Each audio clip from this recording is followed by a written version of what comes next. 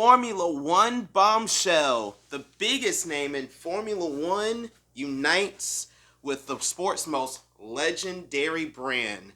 What's up, everybody? David Lawrence here. Welcome to the Scrutineering Room.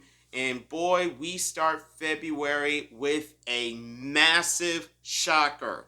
Just a quick little bit of context.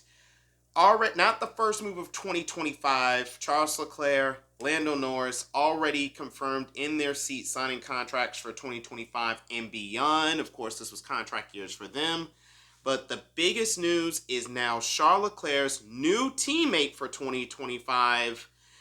The winningest driver in Formula One history, the one, the only Sir Lewis Hamilton. First announced by Sky Sports around 6 a.m. Eastern Time this morning, 11 a.m. British Time, announcing he will be joining the Scuderia in 2025 after 12 seasons with Mercedes, Petronas AMG. This has to be the biggest move in the sport in over a decade, probably as big as Sebastian Vettel leaving Red Bull to go to Ferrari himself after 2014. We've heard Lewis in the past. He stayed upbeat, but he has not been the happiest when it comes to the performance of the Mercedes team these last 2 years. There was a lot of speculation. Would he stick around? Would he possibly try to go to another team in 2025? So now we have our answer. It seems the last couple years just was not enough to convince Lewis to stick around for that crucial 8th championship run after 2024. And there's so many layers to this story, and I'll try and go through them a little bit by bit and make this as short of a video as possible because I don't want to over extract things. But first and foremost, what does this say about Mercedes in 2024? Is Lewis not convinced that the car is there? Was this a move that was made far beyond this? Lewis has been very, very quiet this off season, and haven't heard a lot of comments from him about the car. Haven't heard a lot of comments from him about Mercedes in general. And maybe that should have been a telltale sign, because usually we get rumors, we get lead-in to stories like this. Safe to say, this caught absolutely everybody. Not within the circles, completely off guard with this news today. Absolutely massive that Lewis is saying, essentially, Ferrari will give me a better chance to chase victories and possibly that record-setting 8th championship than I do with Mercedes. So it's going to be very, very interesting to see how not only does Lewis get along with Mercedes in 2024, knowing that this is an absolute lame duck year, but how he will get on in 2025 and 2026.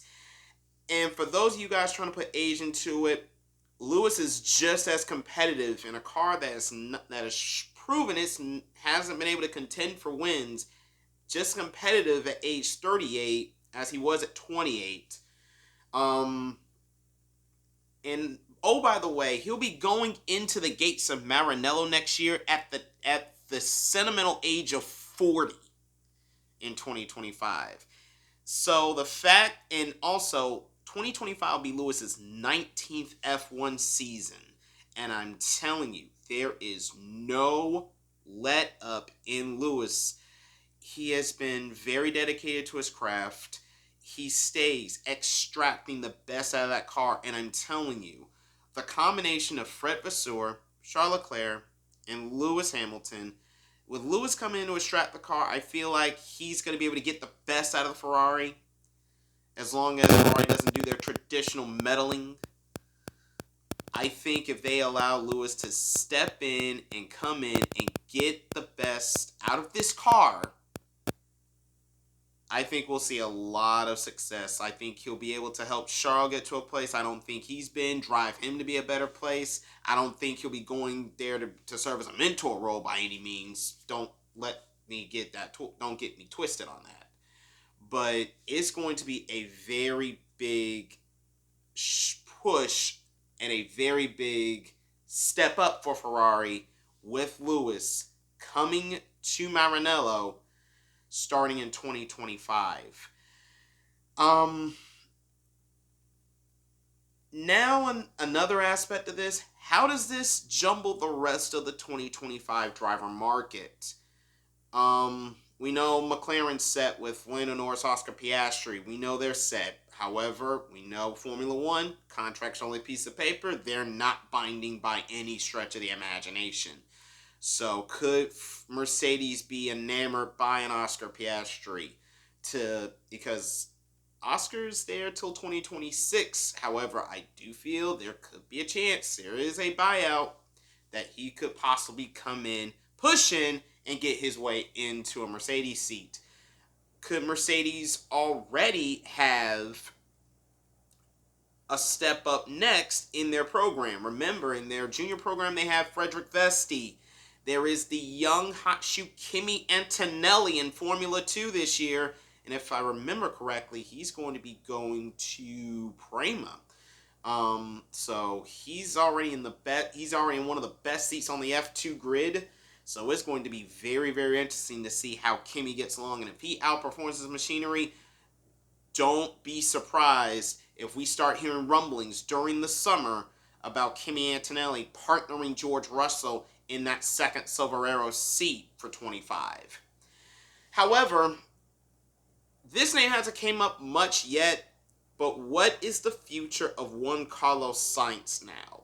Of course, Leclerc got his extension last week, with Lewis announcing that means there's no room at the end for number 55. What will become of the Spaniard? There was rumors and rumblings throughout 23 he's going to be going to head to head the Audi project. Of course, Andreas Seidel and Sainz worked together at McLaren for 2 seasons before Sainz jumped to Ferrari. And a lot of people feel like Sainz will be the ideal man to lead that new factory project in 2026. But with both Guan Yu Zhou and Valtteri Bottas on a contract year, and likely Bottas not sticking around, I think that's going to be the next big window to open up. What is Sauber going to do for 2025? Is this going to be Carlos Sainz and Teo Pourchaire, the 2023 F2 champion, who was on the sidelines this year as Sauber's test and reserve driver? Well, that opened the door for them over at Sauber.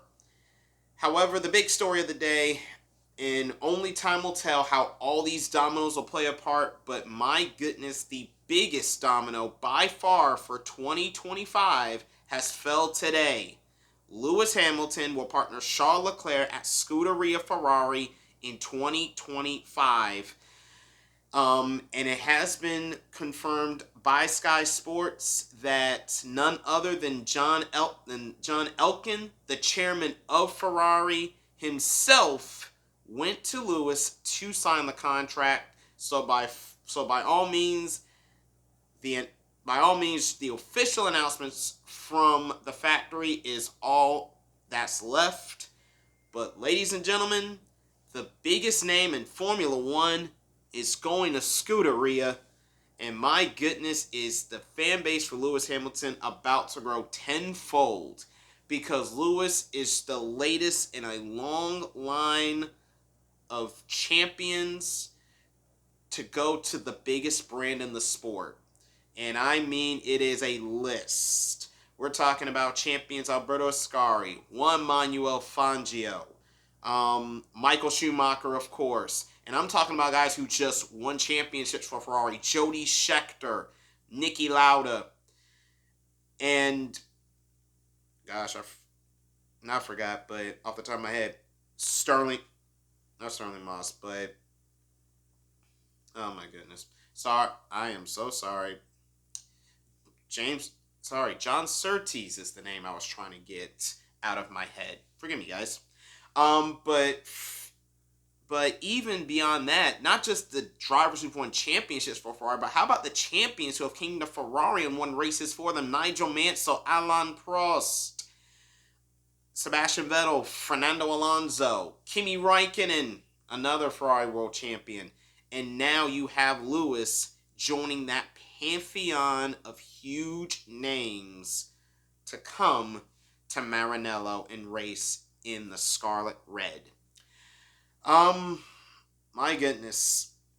It's a lot to unpack, and there's so much more. I did touch a little bit on just how much the paradox could come into this, but my goodness, there's so much time to unpack what we've just learned, and there really is a lot to unpack. But for the time being, I'll leave it there.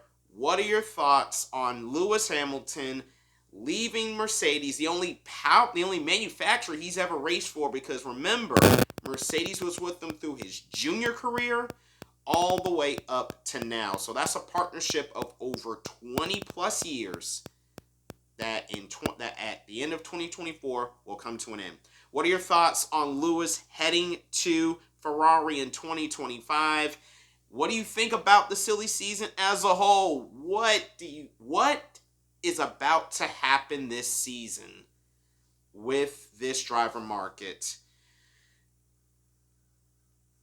Forgive me for being a little speechless, but my goodness, this year is about to be a cracker. If for no other reason, just for what's about to happen off track. Again, leave the comments below. Feel free to critique me. What am I doing right? What am I doing wrong? I know, too many positives, whatever. Please let me know. I'm open to critique. But I had to go ahead and get this video done because my goodness, this was quite the story. And what a way to get February started. But with that being said, I'm David Lawrence. This has been the Scrutineering Room. Thanks for watching, and we'll catch you next time. Bye-bye.